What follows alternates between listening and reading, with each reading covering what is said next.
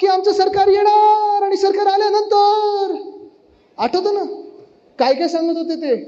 काय सांगितलं होतं फडणवीस साहेबांनी आपल्याला? शेतकऱ्यांना कर्जमाफी मिळणार. काय सांगितलं होतं? वीज माफी, 7/12 कोरा, अजून काय काय सांगितलं होतं? हे सगळं सांगितल्यानंतर फडणवीस साहेबांचं सरकार बसलं.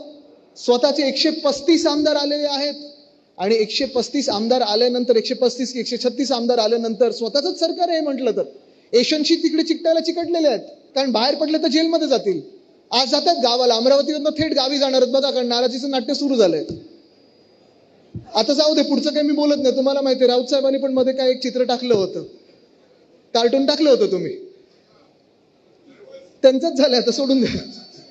पण हाच मुद्दा आहे की जर तुम्ही महिलांना न्याय देऊ शकत